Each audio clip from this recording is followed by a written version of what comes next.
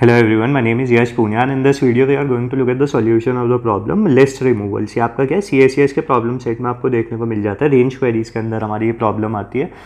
तो यार इसी का आज सॉल्यूशन डिस्कस करेंगे और एक बहुत अच्छा अपना इंट्यूशन डेवलप करेंगे कि इस तरह की प्रॉब्लम्स में किस तरह से सोचा जाता है और किस तरह से सॉल्व की जाती है। तो वही सारा हम यहाँ पे देखेंगे। And if you are like new to channel, just want to inform कि हम क्या पूरा सेगमेंट ट्री पे अपनी पूरी सीरीज़ कर रहे हैं, जिसमें कि हम सेगमेंट ट्री को आपके बहुत अच्छे लेवल पे पढ़ने की यहाँ पे कोशिश कर रहे हैं। जितने भी डिफरेंट पैटर्न्स हो सकते हैं, जितने भी डिफिकल्ट प्रॉब्लम्स हो सकती है, बेसिक टू एडवांस, पूरा हमने यहाँ पे सब कुछ कवर किया है। तो अगर आप यार फॉलो करना चाहते हो तो आप पूरी सीरीज़ फॉलो कर सकते हो, प्लेलिस्ट आप देख सकते हो, आप चैनल पे बाकी चीज़ें देख सकते हो, आपको आपके रेलिवेंट कंटेंट यहाँ पे देखने को मिल ही जाएगा।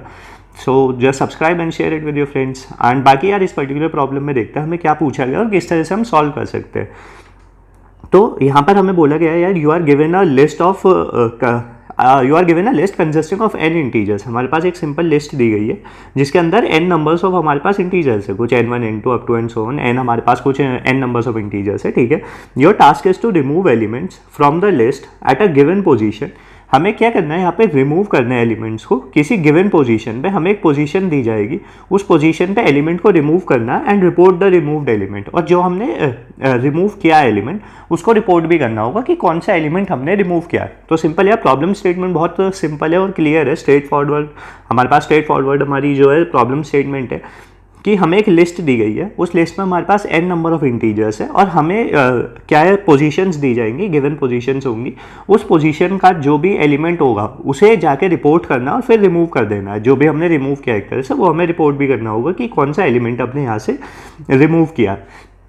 तो यार देखते हैं इनपुट हमें क्या दी गई है। इनपुट में हमारे पास n दिया गया है, जो भी हमारे पास साइज होगा लिस्ट का। उसके बाद हमारे पास हमें प्रोसेस करनी होंगी elements which are 1 to k, where k is the current size of the list. हमारे पास इसी तरह से होगा। और उसके बाद सेकंड लाइन में हमारे पास होगा कंटेंट्स ऑफ द लिस्ट, जो भी हमारी लिस्ट का कंटेंट होने वाला है। एंड उसके बाद पोजीशंस, जो भी हमारी पोजीशंस होने वाली है जिन्हें हमें रिमूव करना है। तो हमें बस ये बताना है order what they are remove. जो भी हम जिस भी पोजीशन पे जिस भी एलिमेंट को हम रिमूव कर रहे हैं वो हमें बताना होगा कि कौन सा हमने रिमूव किया है। कंस्ट्रेंट्स की बात करें तो यार n की वैल्यू जो है 10 to the power 5 तक जा रही है, 2 times 10 to the power 5 तक। तो एक एफिशिएंट एल्गोरिथम हमें यहाँ पे लिखना होगा। x और i और जो p ऑफ i है हमारी, x ऑफ i की वैल्यू 10 to the power 9 तक है हमारे पास, और p ऑफ i की वैल्यू क्या है 1 से n माइनस i प्लस 1। ये आपको और क्लियर समझ में आ जाएगा। पोजीशन जो है मतलब कि जो भी हमारी करंट पोजीशन है, और ये n माइनस i प्लस 1 तक ही क्यों जा रहा है, क्योंकि हर बार जब भी हम एक एलिमेंट को रिमूव करेंगे तो हमारा क्या है, जो लिस्ट का साइज है वो रिड्यूस होता चला जाएगा। दैट्स वाई उस तरह से हमारे पास कंस्ट्रेंट्स दिए गए हैं। आगे देखते हैं यार, इनपुट वही जैसे हमने डिस्कस किया था और आउटपुट। एक बार पूरी प्रॉब्लम स्टेटमेंट को डिस्कस कर लेते हैं। जो हमारे टेस्ट केसेस है उन्हें देख लेते हैं। हमारे पास जो पहली हमारे पास लिस्ट है वो ये है 26142। इनके हम इंडेक्सिंग करें तो this are the indexes for this. हमारे पास फर्स्ट आता है यार थर्ड पोजीशन का एलिमेंट निकाल दो। तो थर्ड का हमने निकाला, हमने आंसर दिया कि 1 है, मतलब कि हमने 1 ही तो रिमूव किया। उसके बाद रिमूव करने के बाद मेरी जो लिस्ट हो जाती है, उसके बाद मेरी लिस्ट रिड्यूस हो जाएगी एंड ये मेरी नई लिस्ट हो जाएगी 2642, जिसमें से 1 मैंने रिमूव कर दिया। जब इसके नए इंडेक्सिंग आप देखोगे तो 1 2 3 4 से हमारे पास आएगा। उसके बाद दोबारा आता है हमारे पास 1। तो फर्स्ट वाली पोजीशन पे क्या है 2, तो हम 2 को रिपोर्ट करेंगे और रिमूव कर देंगे लिस्ट से। तो हमारी लिस्ट क्या है, दोबारा से रिड्यूस हो जाएगी। अब नई इंडेक्सिंग ये हो जाएगी हमारी। एंड उसके बाद फिर से 3 निकालने को बोला जाता है। तो 3 हमारा 2 है, हम 2 को रिपोर्ट करेंगे, लिस्ट हमारी और छोटी हो जाएगी, विच इज 6,4 हमारी लिस्ट हो जाएगी सिर्फ। उसके बाद 1 और 1 हमें 2 बार रिमूव करना है। तो पहली बार जब आप 1 रिमूव करोगे तो 6 लिख लेगा, लिस्ट हमारी 4 रह जाएगी। और दोबारा से आप रिमूव करोगे तो हमारा 4 लिख लेगा, लिस्ट हमारी फिर से रिड्यूस हो जाएगी। तो आपको समझ में आया होगा कि यार किस तरह से हम क्या है रिपोर्ट कर रहे हो, गिवन पोजीशन के एलिमेंट को रिमूव करने के बाद अपना फाइनल आंसर तक जा रहे हैं। तो यार देखने में ये प्रॉब्लम काफ़ी सिंपल लगती है, पर सॉल्व करने जाता तो काफ़ी कॉम्प्लिकेटेड हो जाती है। कॉम्प्लिकेटेड यार इसी वजह से कि यार हर बार मेरा क्या है, जो मेरा लिस्ट का साइज़ है, मेरी जो गिवन लिस्ट है उसका साइज़ रिड्यूस हो रहा है। अब जब रिड्यूस हो रहा है तो यार इसको मैं कैसे ट्रैक कर पाऊंगा, जो भी, क्योंकि मैं हर क्वेरी कर रहा हूँ एक तरह से। क्वेरी क्या हुई हमारी, जिस पोजीशन पे हम रिपोर्ट कर रहे हैं उसके बाद हमने रिमूव किया, उसके बाद जितने भी मेरे इंडेक्सेस हैं, जो भी मेरे इंडेक्सेस हैं एलिमेंट्स के, वो सारे रिड्यूस हो जा रहे हैं। तो यार मुझे किस तरह से मैं वो चीज़ें हैंडल कर पाऊँ। तो यहाँ पे यार हम वही सेगमेंट ट्री वाला अप्रोच देखेंगे, पर सेगमेंट ट्री को यूज़ करके किस तरह से इस तरह की प्रॉब्लम को सॉल्व किया जा सकता है, उसका थोड़ा सा एक इंट्यूशन डेवलप करने की कोशिश करते हैं। अब फॉर एग्जाम्पल मेरे पास कुछ एलिमेंट्स है लाइक 2 3 4 लाइक 8 एंड 9, कुछ इस तरह से मेरे पास एलिमेंट्स दिए गए हैं, इंडेक्सेस हमारे पास ये हैं। अगर आप एक चीज़ यहाँ पे नोटिस करोगे, अगर मैं 4th वाला इंडेक्स यहाँ पे रिमूव करता हूँ तो मेरी लिस्ट के जो 4 से पहले वाले थे नंबर्स, उन सबका इंडेक्स सेम ही रहेगा, पर जो राइट में थे उनका इंडेक्स 1 से कम हो जाएगा। आपको ये चीज़ यहाँ पे भी क्लियरली समझ में आई होगी, जो भी इसके राइट में थे उन सबका इंडेक्स -1 हो गया, और जो लेफ्ट में थे उन सबका इंडेक्स जो था वो का वो ही रहा। हमें यहाँ पे इंडेक्सेस का ही ध्यान रखना और उस हिसाब से हमें काम करना होगा। आप थोड़ा सा एक और हम क्या एक मिडिल एलिमेंट लेके देखते हैं, लाइक 4 मैंने यहाँ पे लिया 3rd एलिमेंट। तो आपने देखा यार लेफ्ट तो 2 3 ऐसे का ऐसे गया, उनके इंडेक्स वही रहे, और 8 और 9 इनका इंडेक्स क्या हुआ, वो 1 से कम हो गए। 4 था 3 हो गया, 5 था 4 हो गया। तो अब यार इस नेट इफेक्ट को कैसे हम अकाउंट में ले सकते हैं, वो वाली चीज़ सोचने की कोशिश करते हैं। अब ये नेट इफेक्ट जो है वो कैसे काम में लेंगे, आपको यार मैं यहाँ पे एक नई टर्म इंट्रोड्यूस करता हूँ, विच इज़ ऑफसेट। आप में से बहुत से लोगों को पता भी होगा ऑफसेट का मतलब। अगर आप DBMS वगैरह में देखते होंगे, आपने डेस्क वगैरह में कुछ, अगर आपने कुछ प्रोजेक्ट्स वगैरह बनाए होंगे उस रिगार्डिंग, तो आपको पता होगा यार ऑफसेट हम क्यों यूज़ करते हैं। आपने पढ़ा भी होगा कि मतलब कि सिंपल सी बात है, जो मेरी डेस्क है होता बहुत जगह यूज़ है, मैं आपको डिस्क के हिसाब से बता रहा हूँ, मैं DBMS के हिसाब से थोड़ा सा बता रहा हूँ कि यार मेरी डिस्क में यहाँ से मैंने जो भी मेरा डेटा है वो स्टोर करना स्टार्ट किया, और फिर मैं यहाँ तक गया कि यार मैंने यहाँ तक स्टोर किया हुआ है, तो मैं इस जो मेरा ऑफसेट था उसके हिसाब से मैं क्या अपनी नई वैल्यूज़ को कैलकुलेट कर रहा होता था। लाइक फॉर एग्जाम्पल इसका एड्रेस 101 है, मैं सिर्फ एग्जाम्पल के लिए बता रहा हूँ, और यहाँ पे मेरा एड्रेस 105 हुआ, तो मैं इन बीच के एलिमेंट्स का जो है इंडेक्सिंग निकाल सकता हूँ 105 माइनस 101 से। उसके हिसाब से मेरे पास ऐसे 1 2 3 4 कुछ इंडेक्सिंग आ जाएंगे। लाइक जब मैं 104 माइनस 101 करूँगा, मतलब उससे सब्ट्रैक्ट करके ऑफसेट से। तो ऑफसेट हमें क्या बता रहा है यार, उससे स्टार्ट करके मेरे पास किस तरह से एलिमेंट्स आ रहे हैं। अब मैं यहाँ पे आपको किस तरह से ऑफसेट की बात बता रहा हूँ यार। अगर मैंने ith एलिमेंट को रिमूव किया है तो उसके लेफ्ट में कुछ एलिमेंट्स है, उसके राइट में कुछ एलिमेंट्स है, तो लेफ्ट के जो भी एलिमेंट्स है उन सबका ऑफसेट क्या है आप देखोगे तो वो 0 से ही हो रहा है, मतलब 1 से हो रहा है। 1 बेस्ड इंडेक्सिंग की बात कर रहे हैं, यहाँ पे हम इंडेक्सेस की बात कर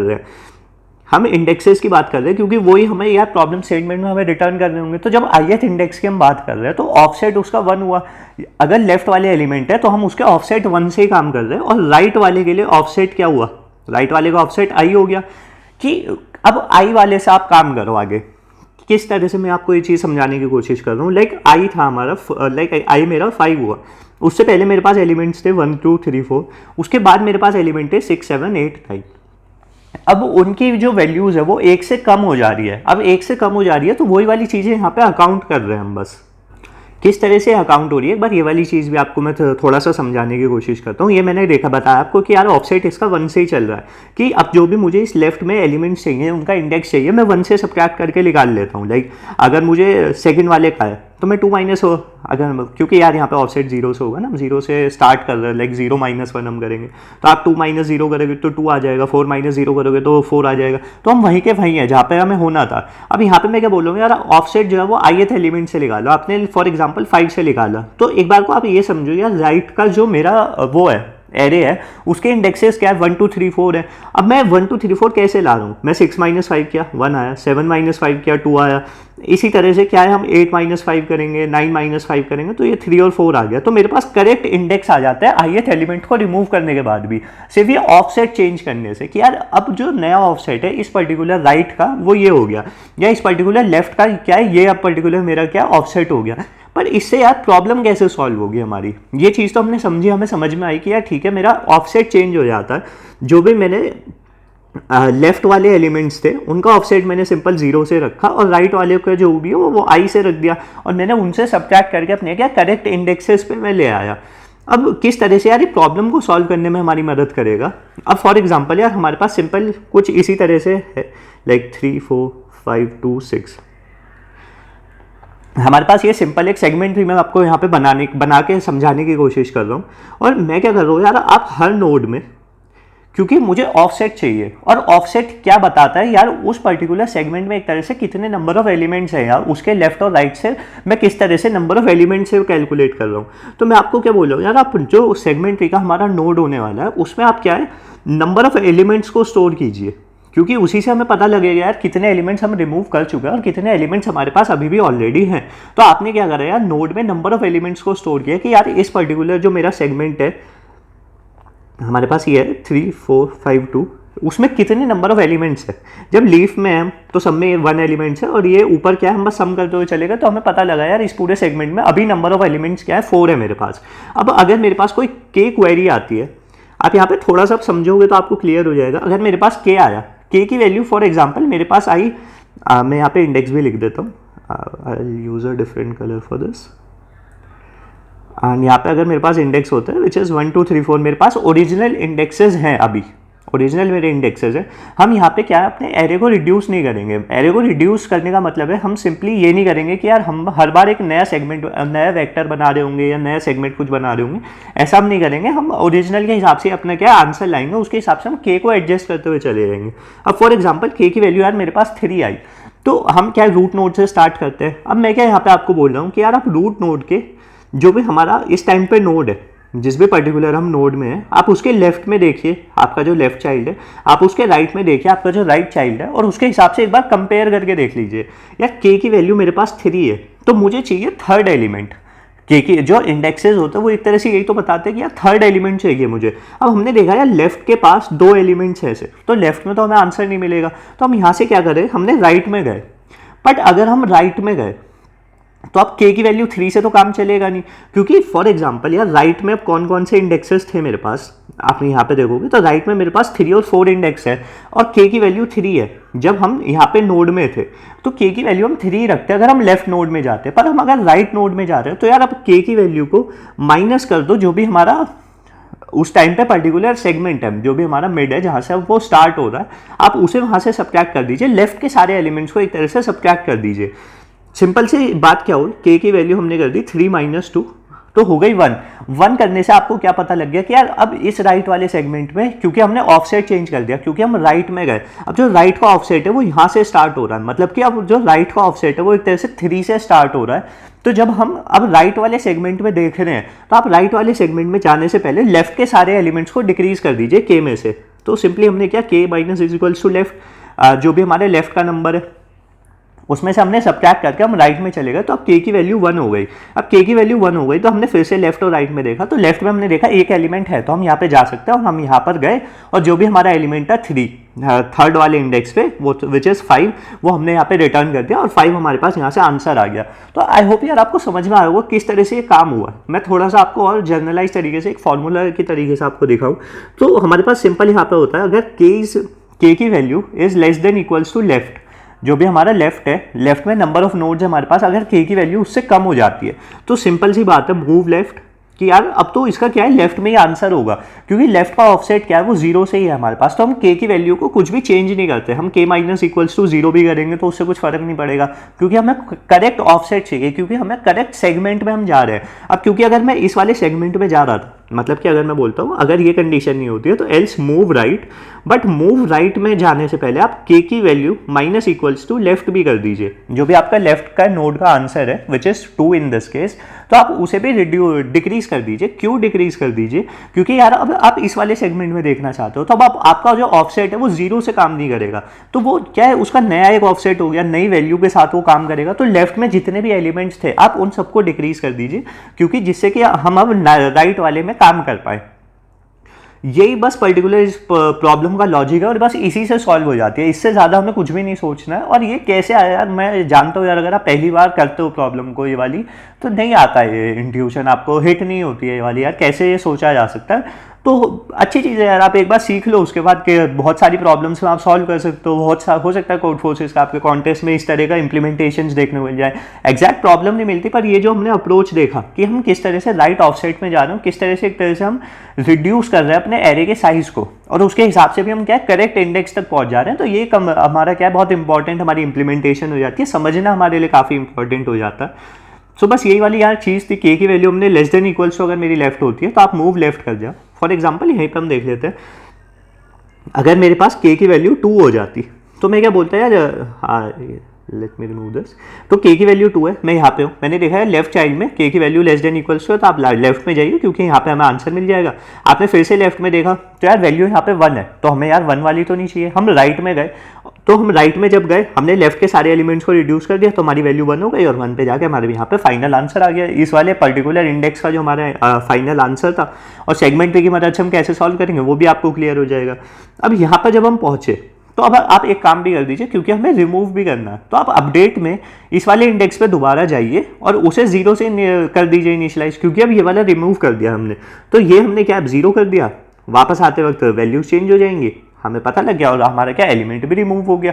अब जब आप इस हिसाब से दोबारा से k की वैल्यू 2 के लिए कैलकुलेट करने जाओगे, अब k की वैल्यू 2 के लिए हमारा आंसर आना चाहिए ये 5, जो हमारा थर्ड वाले इंडेक्स पे वो हमारा आंसर आना चाहिए। तो सेम देखते हैं, हम यहाँ पर गए, हमने देखा यार लेफ्ट चाइल्ड में क्या है, वैल्यूज कम है, तो लेफ्ट में तो हमारा आंसर नहीं होगा, तो हम इसलिए राइट में गए। राइट में हमने फिर से लेफ्ट में देखा, जब हम राइट में गए तो हमने उसकी वैल्यू रिड्यूस भी कर ली, 2 - 1 करके 1 भी कर लिया, क्योंकि हम अब राइट वाले सेगमेंट में देख रहे हैं, राइट वाले ऑफसेट की वैल्यूज के हिसाब से हम देखेंगे।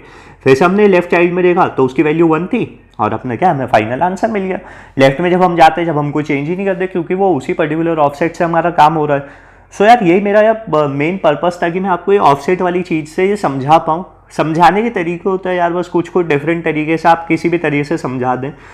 तो आई होप यार आपको समझ में आया होगा, आपको इम्प्लीमेंटेशन समझ में आई होगी। बाकी जो सेगमेंट ट्री वाला पार्ट है इसमें, वो हम कोड देखेंगे, धीरे धीरे कोड से समझ जाएंगे। बाकी आपको सेगमेंट ट्री वाले पार्ट में कोई भी प्रॉब्लम नहीं आएगी, वो बहुत ही सिंपल है। और क्यों हमने यार सेगमेंट ट्री यूज़ किया, क्योंकि हमें यार सेगमेंट में ही काम करना है।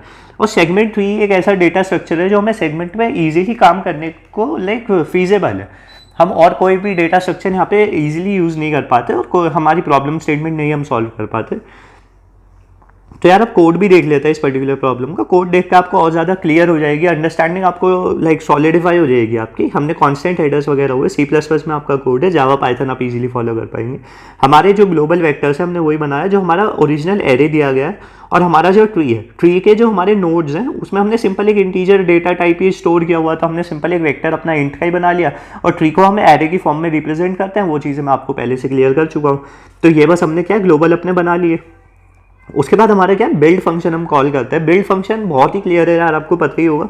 हमारे 3 हम उसके स्टेट्स देते हैं, एक इंडेक्स हम देते हैं, एल और आर की वैल्यूज हम देते हैं, जिससे कि हमें पता चले उस पर्टिकुलर नोड को वो क्या रिप्रेजेंट कर रहा है। और जब एल की वैल्यू आर हो जाती है, मतलब कि हमें पता है यार हमारा जो सेगमेंट ट्री है उसमें हमारे पास 2 तरह के एक तरह से नोड हो रहे हैं, 3 हम बोल देते हैं। एक तो लीफ नोड हुआ हमारे पास, तो लीफ नोड में हम क्या है बेस केस हुआ हमारे पास, जब एल की वैल्यू आर है तो उस केस में हमें पता है यार ट्री ऑफ IDX, क्योंकि हम नंबर ऑफ एलिमेंट्स को स्टोर कर रहे हैं। जब हमारे पास सेगमेंट में एक ही वैल्यू बची, हम बेस केस पे पहुंच गए, तो उसकी वैल्यू बस 1 करके रिटर्न कर दीजिए। जब हमारे पास इंटरनल नोड है, कोई भी इंटरनल नोड है हमारे पास, फॉर एग्जांपल ये तो हमारी लीफ नोड हुआ, ये हमारा इंटरनल नोड हुआ, तो इसकी वैल्यू क्या है लेफ्ट प्लस राइट आपने कर दी सिंपल।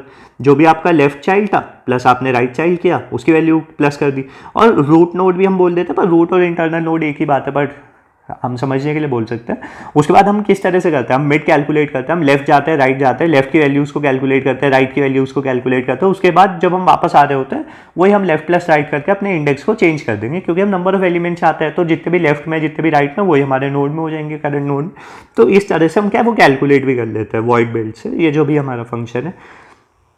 उसके बाद अपडेट फंक्शन क्या कर रहा है यार, वही जो हमारा के था, के से हम क्या है करेक्ट पोजीशन पे जाएंगे। जो भी हमारे नए वाले एरे में रिड्यूस करके जो एलिमेंट्स में हमारी जो करेक्ट पोजीशन है उसके हिसाब से हम जाते हैं। और उसमें क्या आप 0 इनिशियलाइज कर दो, बस वहाँ पे 0 वैल्यू डाल दो। जब हम लीफ नोड में गए हमने 0 डाला और बाकी हमारा सब कुछ सेम है। जैसे हम अपडेट फंक्शन करते हैं, किस तरह से हम अपडेट फंक्शन करते हैं, हम मिड कैलकुलेट करते हैं। अगर हमारी जो पोजीशन है जो हमें कैलकुलेट करनी है, विच इज़ अगर यहाँ पर हमारी k की वैल्यू है, अगर k की value less than equals to, यहाँ पर यार ये अपडेट और जो आपके क्वेरी फंक्शन है वो नॉर्मल आपके सेगमेंट्री वाले फंक्शंस नहीं होंगे जिस तरह से हम नॉर्मल सेगमेंट्री वाले फंक्शंस करते थे, क्योंकि यहाँ पे हम k की वैल्यू के हिसाब से चेंज करेंगे। तो अगर k की value less than equals to left है, लेफ्ट हम कैसे कैलकुलेट करते हैं, which is simply tree of 2 times IDX +1। हम जब एरे में करते हैं तो इस तरह से हम कैलकुलेट करते हैं। तो बस हम क्या चल जाते हैं, हम लेफ्ट वाले तरफ चले जाते हैं, नहीं तो हम क्या राइट वाली तरफ चले जाते हैं। और एक टाइम पे जाके हम बेस केस पे पहुंच जाते हैं, उसमें जाके हम वैल्यू को 0 कर देते हैं और वापस आते हैं तो हम सारी वैल्यूज़ को अपडेट करते हुए चले जाते हैं,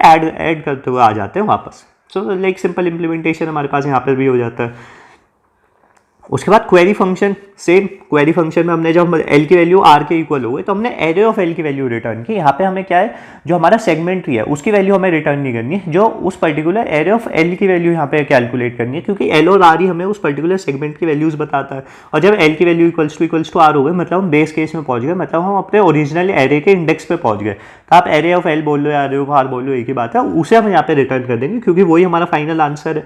और नहीं तो हम क्या कैलकुलेट कर रहे हैं, मिड आपने कैलकुलेट किया, जैसे हमने ऊपर देखा अगर के की value less than equals to left है तो हम लेफ्ट गए, नहीं तो हमने राइट में जाकर अपनी वैल्यूज को कैलकुलेट किया। और जब हम राइट में जा रहे हैं, आपने यहाँ पे लाइक ऊपर भी ध्यान दिया होगा, इधर भी हम क्या है वैल्यू को नई वैल्यू को दे रहे हैं। नई वैल्यू हमारी क्या है, के minus tree of 2 times I D x plus 1, मतलब कि हम के माइनस लेफ्ट अपना करके तब हम आगे जा रहे हैं, वरना हम नहीं जा रहे हैं आगे। जब हम लेफ्ट में जा रहे हैं तो हम सिंपल के की वैल्यू से ही जा रहे हैं। और मैंने आपको ये चीज़ें ऊपर बहुत अच्छी तरह से क्लियर कर दी, क्यों हम सिर्फ के जा रहे हैं, क्यों हम कुछ सब्ट्रैक्ट करके आगे जा रहे हैं। आई होप वो चीज़ आपको क्लियर होंगी। बाकी मेन फंक्शन देख लेते हैं, हमारे पास इनपुट आउटपुट हुए, एन की वैल्यू हमने रीड की, एरे को रिसाइज किया क्योंकि हमने ग्लोबल बनाया हुआ है, उसके बाद हमने जितने भी हमारी एरे की वैल्यूज थी वो सारी रीड की यहाँ पे। एंड उसके बाद ये लाइक रिमेंबर रखना कि लाइक 4 टाइम्स एन ट्री का साइज होता है, और बिल्ड फंक्शन कॉल करना, काफ़ी बार होता है हम बिल्ड फंक्शन कॉल करने ही भूल जाते हैं, पर वो सिली मिस्टेक्स है। बट उसके बाद बिल्ड फंक्शन कॉल किया 0 0 n-1, यहाँ पे जो हमारे सेगमेंट का साइज है वो 0 0 n-1 है। ये भी चेंज हो जाता है जब हमने लास्ट प्रॉब्लम देखी, लाइक इंक्रीजिंग सबसीक्वेंस, हमने यहाँ पे इंक्रीजिंग सबसीक्वेंस 2 हमने लास्ट कवर की थी, उसमें हमने देखा था यार जब हमारे पास 0 to max ID, जो भी हमारी मैक्स आईडी थी, क्योंकि हम कोऑर्डिनेट कंप्रेस्ड कर वैल्यूज़ को यूज़ कर रहे थे, तो हमारे जो एरे का साइज था वो चेंज था, हम वहाँ पे 0 to n-1 यूज़ नहीं करते थे। तो इस तरह से हमने क्या डिफरेंट प्रॉब्लम्स के थ्रू देखा है, जिससे कि हम यार फिक्स ना रहे किसी अप्रोच से, हमें पता लगे यार किस तरह से हम डिफरेंट चीज़ों को यूज़ कर सकते हैं। तो वही बस यहाँ पे अप्रोचेज है। नेक्स्ट हम देखते हैं यार जो भी हमारे के की वैल्यूज़ हम रीड करते हैं, क्योंकि हमें क्या क्वेरी करनी है, के हमें क्या बता रहा है, जो हमारी गिवन पोजीशन है जिनके हिसाब से हमें करेक्ट वैल्यू को रिटर्न करना होगा, उस हिसाब से हम बस क्वेरी करते हैं और अपने आंसर को अपडेट कर देते हैं।